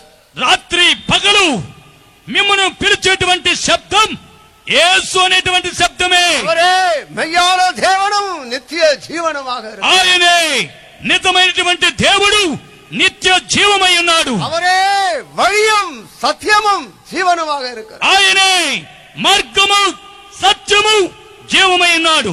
அவர் வழியாக அல்லாம நீ பரலோகத்துக்கு வர முடியாது. ఆయన ద్వారా తప్ప నీవు పరలోక రాజ్యములోనికి రాలేవు. ஆகவே இந்த இயேசுவை கண்டு நீ வெட்கப்பட்டு போகாதே. కాబట్టి ఈ యొక్క యేసును చూచి నీవు సిగ్గుపడి వెళ్ళవద్దు. இயேசுவே இயேசுவே என்று சொல்லிக்கொண்டு மெய்யான தேவனிடத்திற்கு கடந்து வா. నీవు యేసును చూచి యేసయ్యా యేసయ్యా అని చూచి యేసు యొద్దకు కొనసాగి రమ్ము. நீ இயேசுவே ஏற்றுக்கொண்டு அவரை நீ அறிக்கை விடாவிட்டா தெய்வத்தினுடைய ராஜ்யத்தை நீ காண மாட்டாய். యేసు క్రీస్తు దేవుడిని నీవు అంగీకరించి నీ నోటితో ఒప్పుకొనకుండా పోతే ఆ దేవుని రాజ్యములోనికి నీవు రాలేవు. అగ్ని கடலுக்கும் పరలోకத்துக்கும் అவ்வளவு దూరం இருக்கும். అగ్ని గంధకములమంటే గుండమునకును పరలోకమునకును ఎంతో దూరమున్నది. వానమండలத்திலே ஏராளமான నక్షత్రங்கள் இருக்கிறது. ఆకాశ మండలములో వేల కొలది నక్షత్రములున్నవి. ஆனா அவைகளிலே சிலவற்றை நாம் காண முடிகிறதில்லை.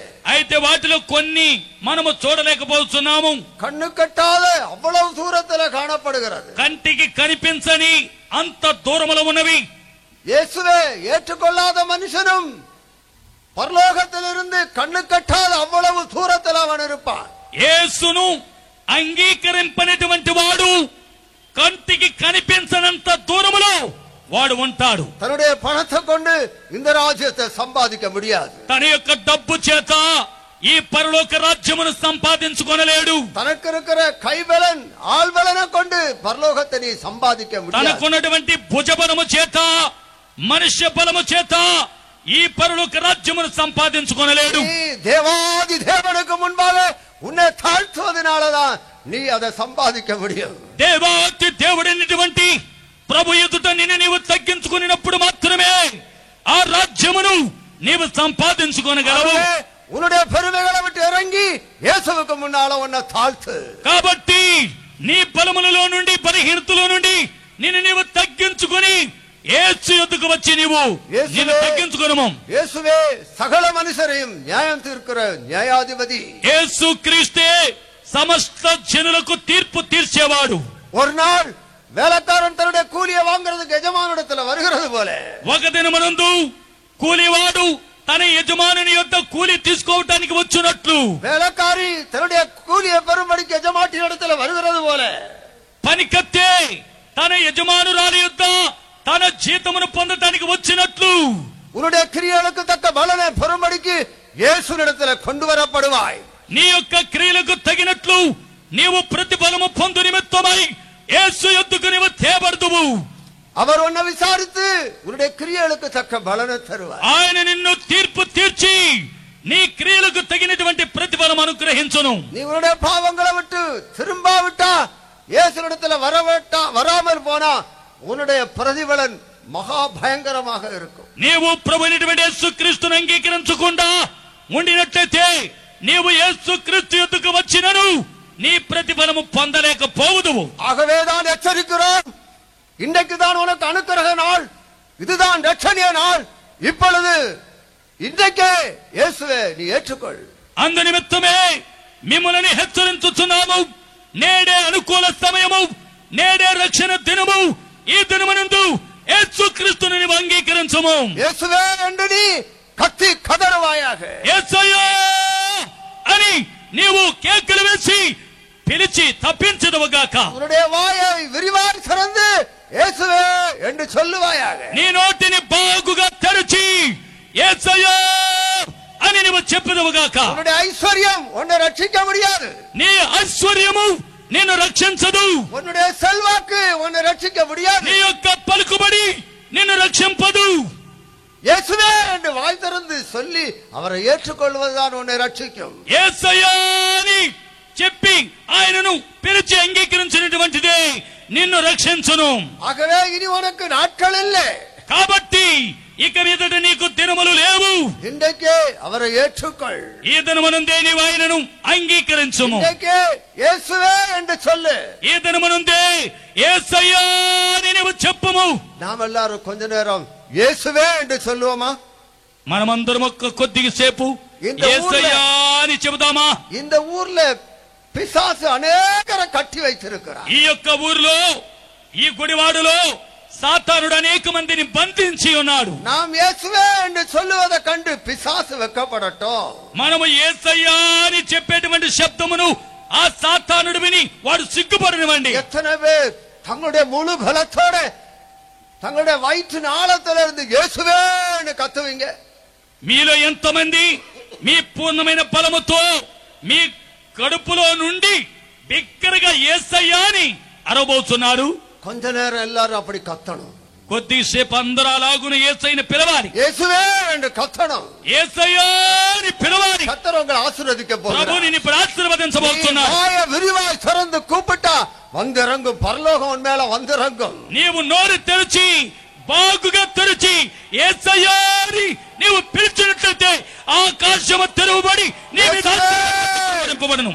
இயேசுவே, యేసయ్యా எல்லாரும் சத்தம் போட்டு இயேசுவே என்று சொல்லுங்க. అందరూ నోరు తెరిచి యేసయ్యా అని పిలవండి. ఓ తిబెక్కతురమంకరమకతురానియా శబరబరగరమకదరమకదిరా యేసయ్యా యేసయ్యా இயேசுவே, இயேசு என்னும் நாமமே నా ఆత్మ యొక్క గీతము హల్లెలూయా.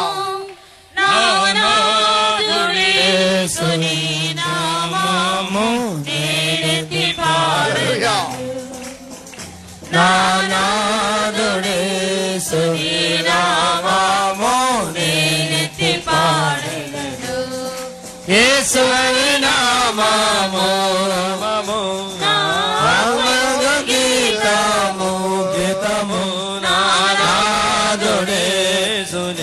నామము నేనెత్తి పాడెదను నానాదుడేసుని నామము నేనెత్తి పాడెదను యేసువే నామము గీతము నానాదుడేసుని నామము నేనెత్తి పాడెదను నానాదుడేసుని నామము నేనెత్తి పాడెదను నానాదుడేసుని నామము నేనెత్తి పాడెదను నానాదుడేసుని నామము నేనెత్తి పాడెదను నానాదుడేసుని నామము నేనెత్తి పాడెదను నానాదుడేసుని నామము నేనెత్తి పాడెదను నానాదుడేసుని నామము నేనెత్తి పాడెదను.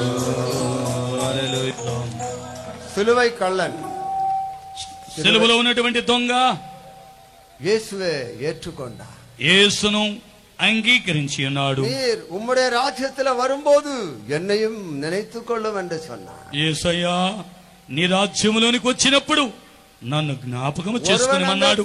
ஒருவன் அந்த சிலுவையில இருந்து கொண்டு அவரை தூஷித்துக் கொண்டே அவன் செத்தான். మరి ఇంకొకడైతే ఆ సిలువలోనే ఉండి ఆయనను దూషించి అందులోనే చచ్చాడు.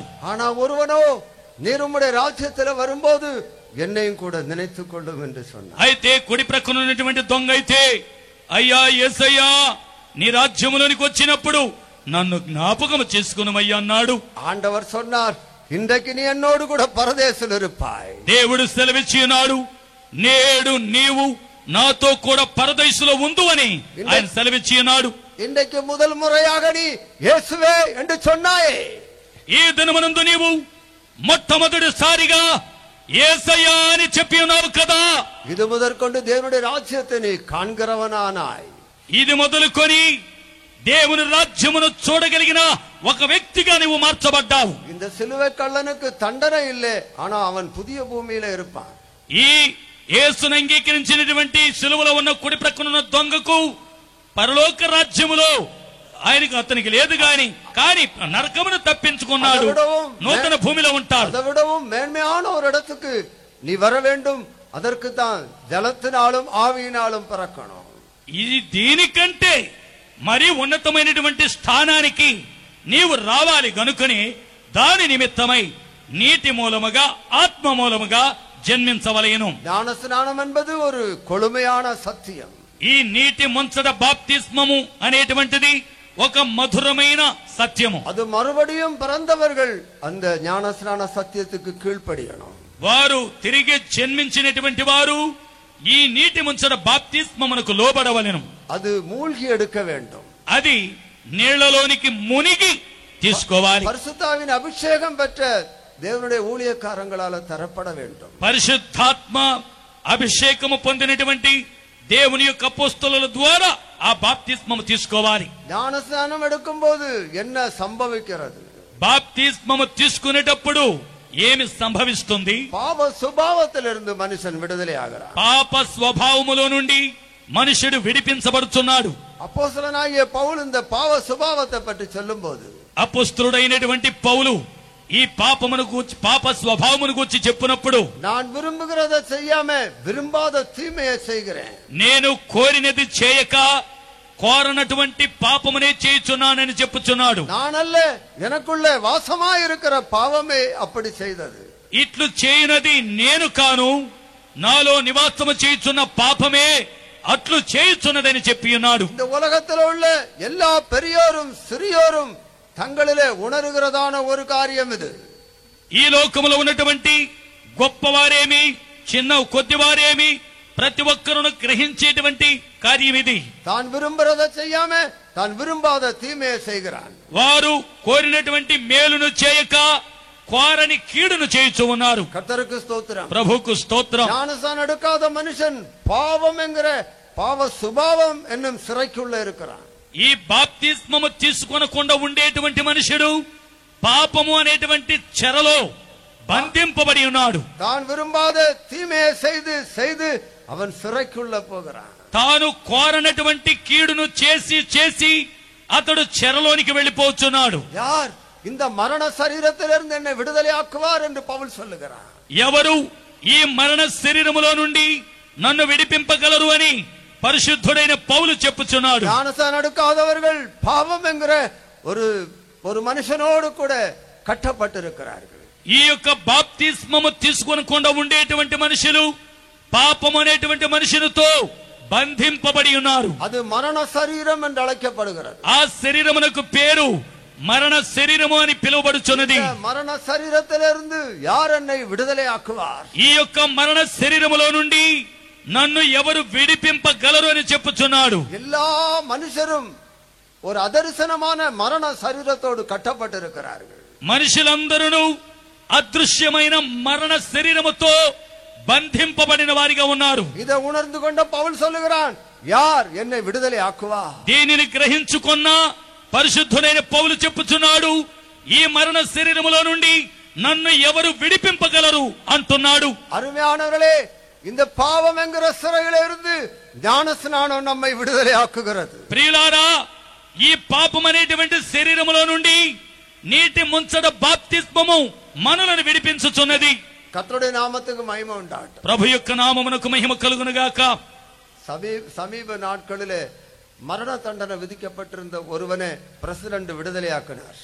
సమీప కాలంలో మరణ శిక్ష విధింపబడినటువంటి ఒక మనిషిని ఈ యొక్క అధికారి అయినటువంటి ప్రెసిడెంట్ అనేటువంటి ఆయన అతనికి విడుదల కలుగు చేశాడు. ఇండియావిలే ప్రెసిడెంట్కు ఒక విశేషిత అధికారం ఉంది. ఈ భారతదేశంలో ప్రెసిడెంట్ అనేటువంటి వానికి ఒక విశేషమైన అధికారం ఉన్నది. మరణ దండన మొదలవది సెషన్స్ కోర్టులో విధించబడు. మరణ శిక్ష అనేటువంటిది సెషన్స్ కోర్టు అనేటువంటిది మొట్టమొదట న్యాయస్థానంలో అది విధింపబడుతుంది. అదర్కు పిறகு అది హైకోర్టునాలే అది అంగీకరించబడను. దాని తరువాత అది ఉన్నతమైనటువంటి న్యాయస్థానంలో అది అది ఒప్పుకొనబడుతుంది. పిன்பு సుప్రీం కోర్టు అదే ఆమండి చొల్లు. దాని తర్వాత ప్రాముఖ్యమైన సుప్రీం కోర్ట్ అనేటువంటి ప్రాముఖ్యమైనటువంటి న్యాయస్థానము దానికి ఆమోదిస్తుంది. దాని తర్వాత ప్రెసిడెంట్ దగ్గరకు వస్తుందనగా అధికారి యొద్దకు వస్తుంది. ప్రెసిడెంట్ కూడా అంత దండనయే ఆమండి చొల్లలా అదే నేరத்தில் அவருக்கு విడుదలయాకో అధికారం ఉంటుంది. ఆ యొక్క అధికారి అనేటువంటి ప్రెసిడెంట్ అతనికి మరణ శిక్ష విధించండి అని చెప్పవచ్చు, లేకపోని విడిచిపెట్టండి అని చెప్పవచ్చు. మరణ దండన విధిக்கப்பட்டு ஜெயிலில் அடைக்கப்பட்டு மரண நாள் குறிக்கப்பட்டிருந்த அவனை விடுவிக்கும் போது அவனுக்கு அது எவ்வளவு ஒரு பெரிய விடுதலையா இருக்குமோ அதுபோல ஒரு விடுதலை ஞான ஸ்நானத்தில் உண்டாகிறது. ఈ మరణ శిక్ష విధింపబడి చెరసాలలో బంధింపబడినటువంటి మానవుణ్ణి అతనికి మరణ శిక్ష లేకుండా చేసి అతనిని విడిచిపెట్టినట్లయితే వాడి ప్రాణమునకు ఎంత విడుదల కలిగి నెమ్మదిగా ఉంటుందో అంతటికంటే మరి శ్రేష్టమైనటువంటి విడుదల ఈ యొక్క నీటి ముంచడ బాప్తిస్మము వలన ఒక మనిషినికి కలుగుతుంది. ஒரு கட்டுக்குள்ள கிடக்கிற கன்றுக்குட்டியை கட்டவிழ்த்து விடும்போது அது எப்படி துள்ளி குதித்து ஓடுமோ, మెడకు త్రాడేసి కట్టినటువంటి ఒక దూడను దాని కట్టు ఓడదీస్తే అది ఎంతగా గెంతులు వేసి ఎగురుతుందో அதுபோல ஒரு விடுதலை ஞானஸ்நானத்தில் கிடைக்கும். అటువంటి విడుదల ఈ నీటి ముంచడ బాప్తిస్మము ద్వారా దొరుకుతుంది. அதுக்கு பிறகு அவருடைய ஆவிக்குரிய ஜீவியம் துள்ளி குதித்து ஓடுகிறதாக இருக்கும். అటు తర్వాత నీ యొక్క ఆత్మీయమైనటువంటి జీవితం అనున్నది గెంతులు వేసి ముందు కొనసాగే జీవితముగా మారును. యేసువే என்று அவரை ஏற்றுக்கொண்டிருக்கிறவர்கள் காலதாமதமின்றி இந்த సత్యத்துக்கு కీழ்పడి దేవుడు యేసు ప్రభువే అని నమ్మినటువంటి వారు అంగీకరించిన వారు వెంటనే ఈ నీటి ముంచడ బాప్తిస్మమును తీసుకొనవలెను. పరిశుద్ధావినాలే నిరపపడుங்க, పరిశుద్ధాత్మ ద్వారా నింపబడండి. అప్పుడే இந்த రాజ్యத்துக்குள்ள ప్రవేశిக்கலாம். అప్పుడే ఈ రాజ్యములో ప్రవేశింపగలరు. ஒரு ஆவிக்குரிய கொழுமையை இங்க நீங்க காணலாம். ఒక ఆత్మీయమైనటువంటి మాధుర్యమును మీరిక్కడ చూడవచ్చు. கர்த்தருக்கு ஸ்தோத்திரம். ప్రభువుకు స్తోత్రం. அந்த புறா கொத்தி கொண்டு வந்த இலையில ஒரு கொழுமை இருக்கிறது. ఆ పావురము తీసుకొని వచ్చిన ముక్కుతో పట్టుకొని వచ్చిన ఆకులలో మాధుర్యం ఉన్నది. ஆழமான சத்தியங்கள் அங்கே இருக்கிறது. లోతైన సత్యములు అక్కడున్నవి. கர்த்தருக்கு ஸ்தோத்திரம். ప్రభువుకు స్తోత్రం. வேறுபாடுள்ளதும் அசை போடுகிறதுமான இடத்துல இந்த சத்தியங்கள் தீட்டற்றதாக இருக்கிறது. ప్రత్యేకమైన జీవితమును మరియు నెమరువేయనటువంటి జీవితము కలిగినటువంటి దానిలో ఇటువంటి సత్యములు ఉన్నవి. இதுவே நல்ல ஆகாரம். ఇదే మంచి ఆహారము. நாம் இந்த சத்தியங்களை புசிப்போம் என்று சொன்னா இயேசு போல மாறலாம். మనం ఇటువంటి సత్యములను భుజించినట్లయితే మనమందరము యేసు వలె మార్పు చెందవచ్చు. இயேசு போல பூரண புருஷராக நாம் வளரலாம். యేసు వలె సంపూర్ణ పురుషులుగా మార్చబడగలము. கர்த்தருக்கு ஸ்தோத்திரம். ప్రభువుకు స్తోత్రం. நம்ம ஒரு ஜெயத்துக்கு நடத்தும். మనలను ఒక జయమునకు నడిపించును. நம்மை ஒரு பூரணத்துக்கு நடத்தும். మనలను ఒక సంపూర్ణతకు నడిపించును. தேவ சாயலை அடையும்படிக்கு அது நடத்தும். దేవుని యొక్క సంపూర్ణత ఆ పోలికను పొందుటకు అది నడిపించును. கர்த்தர் ஒரு நல்ல விருந்த நல்ல பந்தியை நமக்கு ஏற்படுத்தினார். ప్రభు యొక్క పంక్తిని ఆయన మనకు సిద్ధపరచును. ஆகவே அருமையானவர்களே, காலதாமதம் பண்ணாம இந்த நல்ல பந்திக்கு வந்து சேருங்க. కాబట్టి ప్రియమైనటువంటి స్నేహితులారా, ఇటువంటి మంచి పంక్తికి మీరందరూ కొనసాగి రండి. கர்த்தருக்கு ஸ்தோத்திரம். ప్రభువుకు స్తోత్రం. இந்த ஒலிவ இலையில இன்னும் சத்தியங்கள் மறைந்திருக்கிறது. ఈ యొక్క ఒలివాకులో ఇంకా అనేకమైన సత్యములు మరుగై ఉన్నవి. கர்த்தருக்கு சித்தமானா இன்னும் தொடர்ந்து 2 நாட்கள் கேட்கலாம். ప్రభువుకు చిత్తమైనట్లయితే ఇంకా కొనసాగి 2 దినములు మనం వినవచ్చు. கர்த்தர் தாமே நமக்கு உதவி செய்வார். ప్రభువే మనకు సహాయం చేయనుగాక. అపొస్తలులతో చేరుము, నిల్వము సజీవ సాక్షిగా. అపొస్తలులతో చేరుము, నిల్వము సజీవ సాక్షిగా. యేసు సత్యం పొందునట్టుగా సమర్పించుము నిన్ను.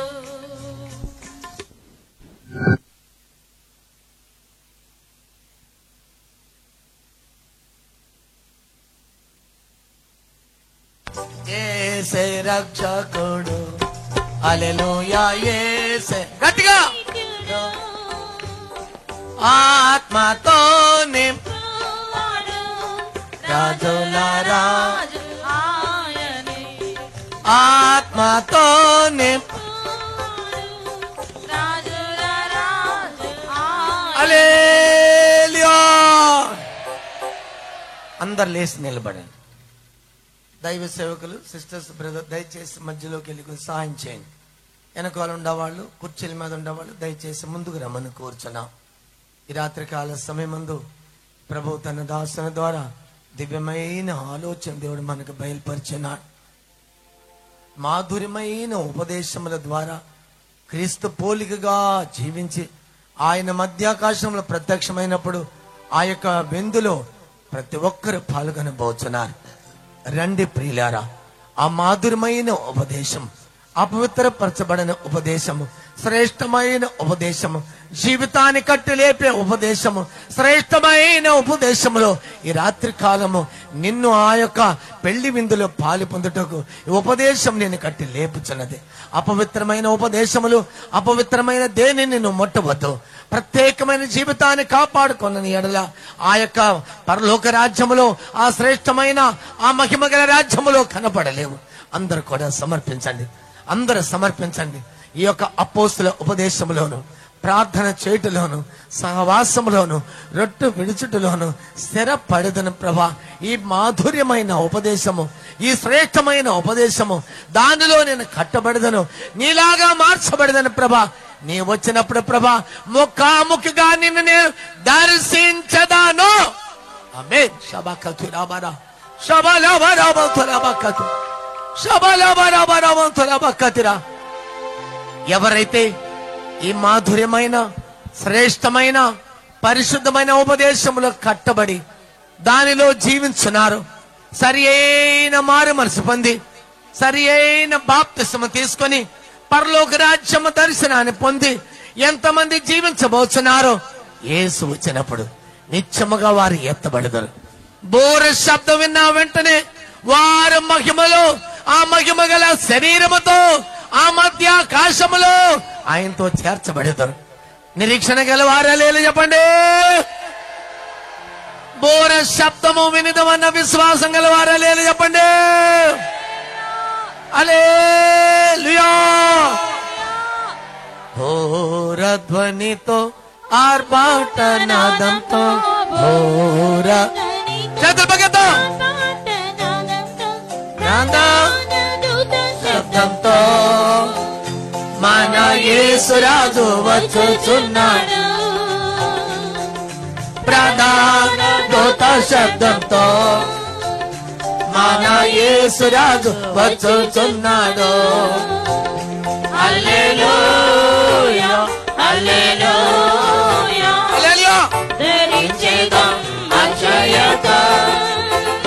హల్లెలూయా హల్లెలూయా. ఈ విషము రెప్పపాటులో. హల్లెలూయా హల్లెలూయా. పాడు పాడు. ధరించేదాం అక్షయత. హల్లెలూయా హల్లెలూయా. నిమిషము రెప్పపాటులో. హల్లెలూయా హల్లెలూయా. ధరించేదాం అక్షయత. హల్లెలూయా హల్లెలూయా హల్లెలూయా హల్లెలూయా. నిమిషము రెప్పపాటులో. హల్లెలూయా. సంతోషం సంతోషం. ధరించేదాం అక్షయత. హల్లెలూయా హల్లెలూయా. నిమిషము రెప్పపాటులో. హల్లెలూయా. తురబక తురబరబ. ఆమేన్ ఆమేన్ ఆమేన్. హల్లెలూయా. నిమిషము రెప్పపాటులో. తురబక తురబరబర. ఆమేన్ ఆమేన్. హల్లెలూయా హల్లెలూయా. ఆమేన్. రబరబరబక తురబర. హల్లెలూయా హల్లెలూయా. హల్లెలూయా హల్లెలూయా. ఆమేన్ ఆమేన్ ఆమేన్ ఆమేన్. హల్లెలూయా హల్లెలూయా హల్లెలూయా. ఆమేన్ ఆమేన్ ఆమేన్. ఆమేన్ హల్లెలూయా హల్లెలూయా. ఆమేన్ ఆమేన్ ఆమేన్ ఆమేన్. హల్లెలూయా హల్లెలూయా హల్లెలూయా. ఆమేన్ ఆమేన్. ప్రభువా, ఈ రాత్రి విన్న ఉపదేశముల ద్వారా నన్ను మరొకసారి పరిపూర్ణంగా నీ కొరకు నేను సమర్పించుకొచ్చున్నా. మేలు చేత విడిచిపెట్టి ప్రభా నేను కీడి చేయించున్నా. ఈ రోజు నుంచి ప్రభా మేలు చేయటకే నా ప్రాణాత్మ దేహాన్ని సమర్పించుకొచ్చున్నా. ఎంతమంది సమర్పించుకొచ్చున్నా ప్రభా. ఇంతవరకు కీడి చేసి నాకే